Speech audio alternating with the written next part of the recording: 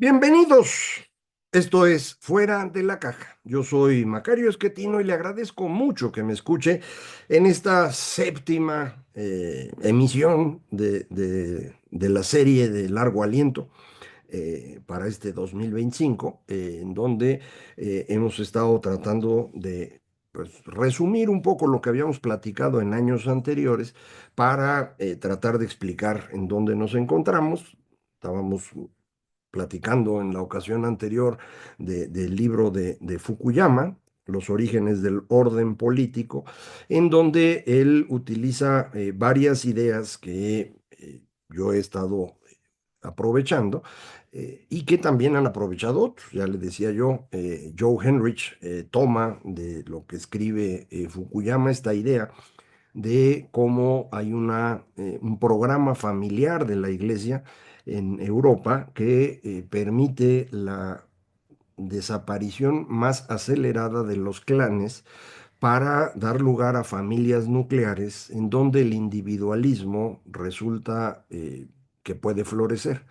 Y este individualismo es lo que va a dar lugar al liberalismo del siglo XVII y que es la base del gran éxito de los seres humanos desde entonces para acá, eh, evidente en cuestión material. No hay comparación en cómo vivimos hoy con cómo se vivía en el siglo XVI o en siglos anteriores, pero también es un avance en otros ámbitos, en particular en esta cosa que llamamos ética, porque solo en el liberalismo y solo en esta construcción histórica que estamos platicando, se llega a la idea de que todos los seres humanos tienen la misma dignidad. Esto es algo muy importante. No es lo mismo lo que ocurre en otras partes del mundo, en donde unos valen más que otros, por definición. Así fue con la esclavitud que ya platicamos aquí, es algo que inicia en la segunda parte de la Edad de Bronce, pero es la forma fundamental de producción en el periodo de la antigüedad.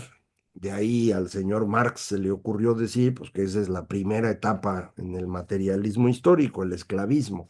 Entonces no era igual, ¿no?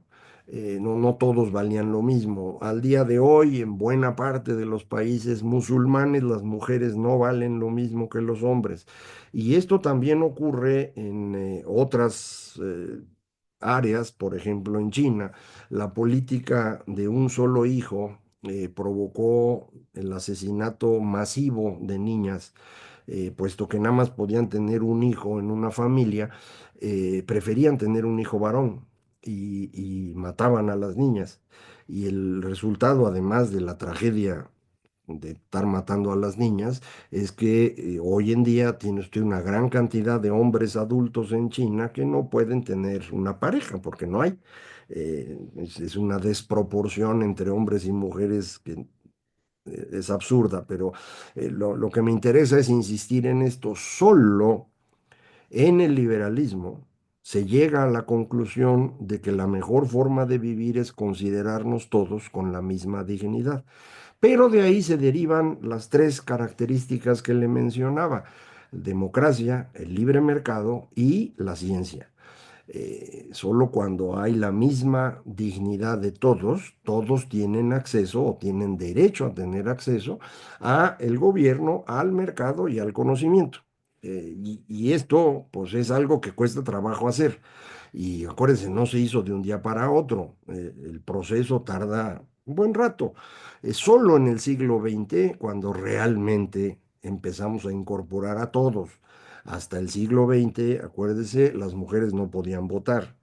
Y en el siglo anterior, en Estados Unidos, la esclavitud seguía existiendo, eh, y en muchas otras partes. Entonces, este es un proceso, no pasa de un día para otro, pero sí creo que hay una diferencia ética fundamental entre el liberalismo y lo demás. Y ese liberalismo se inventó en Europa. Y se inventó en Europa, ¿por qué? Esa es la pregunta importante. Fukuyama cree que buena parte de esto tiene que ver con la imposibilidad de construir un Estado fuerte en Europa. que durara un buen tiempo y que ocupara un buen territorio. Usted recuerda el primero que lo intenta después de la caída del Imperio Romano, pues es Carlomagno. Y Carlomagno logra construir un gran imperio que prácticamente se viene abajo en la tercera generación.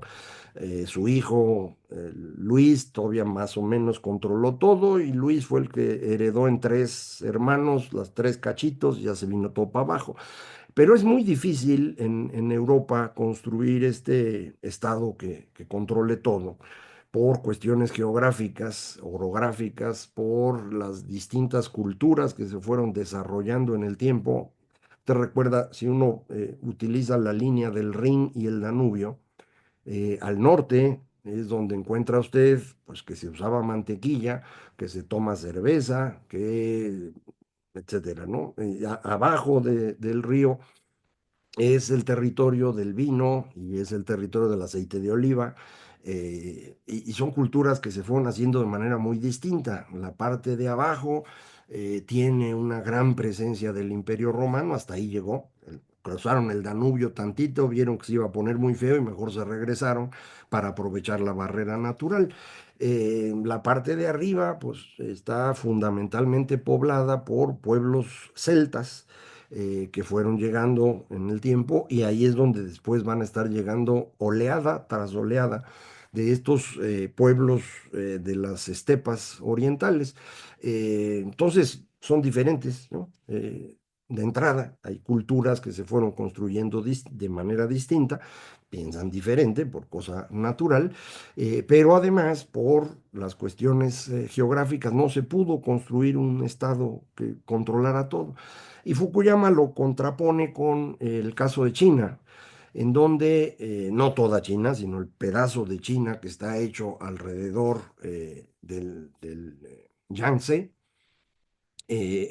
ahí se puede construir un estado que controle todo, lo permite el territorio. Y para que controle todo y no haya bronca con los demás, luego se les ocurrió poner su gran muralla para que no llegaran los bárbaros a atacarlos, pero pudieron construir un estado. Este estado se logra construir al mismo tiempo que se construye una cultura homogénea. Y por eso la idea de que China es un país que se ha mantenido igual durante 5.000 años. En realidad no es así, me parece. La construcción de China ocurre por ahí del 200 antes de Cristo, justo con el emperador Qin, el de los eh, guerreros de terracota, esa es su tumba de él, que su imperio duró él. No logró ni siquiera el hijo mantener esto, pero sobre las ruinas de este imperio se construye el imperio Han, que es como se designa al día de hoy la etnia pues, que ocupa el 90 y tantos % de la población china. Y es una cultura común. Que tiene un sistema burocrático exitoso que se había construido desde siglos antes, eh, que él permite la construcción de un Estado. Recuerde usted, el Estado moderno para el señor Weber es aquel que tiene una burocracia eficiente, no política, y el monopolio de la violencia legítima. Estas dos cosas caracterizan al Estado. Bueno, eso ya lo tiene China desde esa época. Y ese Estado pues impide el desarrollo de una cultura de legalidad que limite al mismo Estado y también el Estado no tiene por qué andarle haciendo mucho caso a los ciudadanos. Entonces no se cumplen las características de orden político que busca Fukuyama en su totalidad. Se cumplen lo suficiente como para que ese Estado pueda sobrevivir en el tiempo bajo diferentes dinastías, pero dinastías que pueden llegar a ser muy estables. La última, la Qing, pues duró 4 siglos y la actual pues ya va a cumplir un siglo, lleva 80 años, ¿no? Desde 1949, están bajo la dinastía del Partido Comunista Chino. Entonces, ahí van, ¿no? Este libro de Fukuyama también, pues ofrece algo que me preguntaba uno de ustedes, y es, ¿por qué no platicar lo que está pasando en otras partes del mundo mientras hablamos de lo de Europa? Bueno, justo eso hace Fukuyama, fundamentalmente revisa China, India, y también el Imperio Otomano, y el cachito de los mamelucos, para explicar por qué ahí no se logran estas tres características de la forma como se logran en Europa. Pero hay algo que es muy importante aquí. Esto de Estado fuerte, limitado por la ley y responsable frente a los ciudadanos, no necesariamente implica una democracia como la occidental, ¿no? Se puede ser responsable frente a los ciudadanos, sin necesidad de que haya necesariamente elecciones, perdón por la redundancia. Eh, entonces no tendría por qué ser exactamente una democracia liberal. Eh, la clave aquí es estos distintos órdenes políticos que se van construyendo en distintas partes del mundo, en distintos momentos. El objetivo fundamental que se busca cuando está uno en eso es tratar de que sobreviva la polity, no hay palabra en español, la entidad política, ¿no? Esa entidad política puede ser en tiempos recientes una nación, puede ser un estado, lo que usted quiera, pero esa entidad política lo que se busca es sobrevivir en el tiempo, es decir, que no sea destruida ni desde dentro ni desde fuera. Esos son los dos bienes públicos por excelencia. La seguridad nacional, como se llama hoy, que es la defensa frente al exterior, y la impartición de justicia, que es tratar de evitar conflictos internos que destruyan a la entidad política. Distintos órdenes políticos pueden ser extraordinarios en el momento histórico correspondiente. Por ejemplo, la construcción de lo que llamamos los gobiernos de Edad Media es muy especial. No es esta Edad Media, este espacio oscuro, ya alguna vez lo platicamos el año pasado. La forma de construcción política en esa época tiene que ver con el control de la fuerza de distintas personas, cada una en su pequeño territorio, eh, que es lo que genéricamente llaman feudalismo, pero es una palabra que es bastante inútil para explicar, pero la idea es que un señor, siempre señores, casi siempre, un señor tiene el control de un territorio en el cual pues él tiene gente armada que le permite controlar los conflictos entre los que viven ahí y defenderse del exterior. Para defenderse mejor, se asocia con otro señor que tiene lo mismo en otra parte, y uno más para allá y otro de por allá, y entre todos empiezan a tratar de organizarse, eligiendo a uno de entre ellos como rey. Y entonces cada uno de estos tiene un nombre, pues que puede estar asociado a su historia, ¿no? El conde, por los que viene de la palabra comitatus, compañero, que es de batalla, pues. El marqués, que es el que vive en la marca, que es la frontera de un territorio. El duque, que viene de dux, que es el general. De ahí vienen estos nombres. Y bueno, pues eligen entre ellos a su rey, pero ese rey está obligado a hacerle caso a todos ellos, porque todos ellos lo pusieron ahí. Entonces, el rey en la Edad Media es alguien que tiene que andar negociando continuamente, que tiene que respetar ciertos códigos, liturgias civiles que hay en cada lugar. Es curiosísimo cómo, por ejemplo, Carlos I de España, cuando se va a convertir en rey, pues tiene que ir a cada uno de los lugares que en Castilla, porque se le heredó su mamá, y luego tiene que ir a Aragón porque se lo heredó su abuelo, y tiene que ir a darse su vuelta por Cataluña, pues ya ve cómo son ahí con el conde de Barcelona. Entonces, tiene que andar hablando con todos y negociando con todos. Es decir, sí hay atención a lo que opina la gente. No se le puede llamar ciudadano en ese momento a la población, pero sí se atiende desde el poder a lo que están opinando todos ellos, porque si no los atiendes, se levantan en armas y no era una cosa fácil de resolver. De vez en cuando había que tundírselos, ¿no? Porque pues, no había forma de negociar, pero lo que se hacía primero era tratar de negociar para poder funcionar. Y eso era útil en ese momento. Esa estructura política no permite, obviamente la democracia, tampoco permite fácilmente el mercado, porque unos de los grupos que conforman a esta entidad política son los que controlan actividades económicas específicas, ¿no? Los que, la Mesta se llamaba en el caso de España, los que tenían borregos, ¿no? Y es que tenían borregos, pues podían mover a sus borregos por todo el territorio y comerse todo el pasto, y eso no le gustaba a los demás, pero ellos eran poderosos, y entonces Carlos tenía que atenderlos. Entonces, eso del libre mercado, pues no, simplemente no funcionaba. Mucho menos funcionaba el tema del conocimiento. El conocimiento estaba regido por lo que decía la iglesia. ¿Hay creación de conocimiento? Sin duda lo hay. Otra vez, en el caso de España en particular, más o menos por la época de Carlos, es la Gran Escuela de Salamanca, que trata de modernizar significativamente el pensamiento, y en mi opinión no lo logra por completo porque sigue dependiendo de la iglesia, que es la gran ruptura que sí logran los holandeses y los británicos.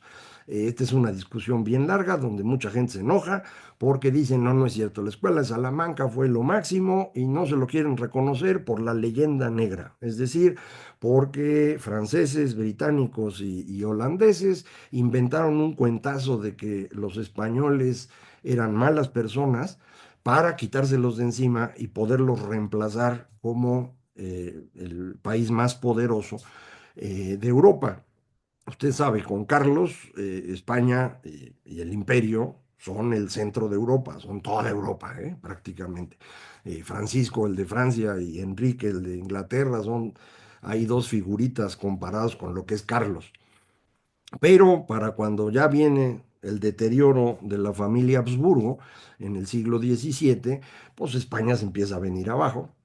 Y lo reemplazan primero los holandeses, luego Francia lo intenta, finalmente acaba quedándose con todo Gran Bretaña, pero los tres inventan grandes cuentos sobre los españoles, para menospreciarlos y humillarlos. De esa leyenda negra se siguen alimentando muchos cuentos aquí en México de lo terrible que fue la conquista. Tienen una conquista terrible, pues hay que ver la de Estados Unidos, ¿no? Pero aquí no, que fue una cosa espantosa y que la Inquisición mataba un montón. No es cierto, la Inquisición no mataba a nadie. Lo tenía que matar el poder estatal. La Inquisición lo único que hacía era hacer los pedacitos, torturarlos, y ya que reconocía su culpa, se los mandaban al virrey o al rey o a quien fuera, para que se fuera el que se los ejecutaba, pero fueron poquitos, comparativamente. Y pues tiene usted también casos espectaculares de violencia en las zonas protestantes. Calvino era famoso por eso. Hay varios que se vuelven profetas y construyen ciudades para su propio beneficio. Las persecuciones de brujas, ¿no? Entonces, hay que tener cuidado con esto porque, insisto, lo de la leyenda negra sí existe, pero a mí no me convence ese argumento para elevar la escuela de Salamanca a un lugar al que no llegó, según yo. Y no llegó porque no se podía oponer a las creencias de la iglesia. Eh, un poco después ya va a ser la Iglesia Católica. Y esa Iglesia Católica, a instancias de Carlos, va a construir una idea todavía más reaccionaria en el Concilio de Trento. Y ese es el eje sobre el cual pues, va a funcionar toda América española, obviamente España, Portugal, la mitad de Francia, toda Italia, y sí va a ir abriendo la brecha con lo que los otros pueden hacer porque no tienen encima un poder religioso asociado al poder terrenal lo suficientemente fuerte como para callarlos. Y por eso, pues empezamos a tener más publicaciones y más estudios de los que estaban arriba del Danubio y el Rin, ¿no? Eh, entonces sí tienen una explicación, pero ojo, este proceso, insisto, parte de la idea básica de que todos los seres humanos tenemos la misma dignidad. Y eso para mí es un valor en sí mismo, es el valor que debería ser de referencia. Eh, Ese es lo que yo creo. Lo demás se puede ya discutir y pero ese punto de arranque para mí es fundamental. E insisto, eso no es cierto en muchas partes del mundo. E incluso dentro de estas partes que surgieron del liberalismo, eso no quiere ser aceptado. Y hay constantes movimientos para regresarnos a un punto en el cual no todos somos iguales. ¿Cómo le hacen para eso? Bueno, pues unos nos inventan que no somos iguales porque mira, hay muchos géneros y porque pues hay muchas orientaciones sexuales y porque fuimos colonizados y entonces somos mejores que los que nos colonizaron. No, espérate, güey, ya se descompuso la discusión. Y entonces los otros salen con que no, esto es un ataque a las ideas occidentales del hombre blanco y debemos defender otra vez, no. O me salen con que el pueblo es el que decide. ¿Cuál pueblo, mano? Todas estas cosas son narrativas orientadas a destruir la idea de la igualdad esencial de los seres humanos. Porque una vez rompiéndolas, puede uno regresar a esa época en la cual el poder coercitivo y el poder persuasivo lo tenían todo. El objetivo es ese. Y eso es lo que impulsan todos estos grupos, sean los liberales de Hungría, los populistas latinoamericanos, el demente de Trump. Esa es la idea. Y eso es justamente lo que tenemos que detener. Pero otra vez, le vamos a tener que seguir la próxima semana. Muchísimas gracias. Esto fue Fuera de la Caja.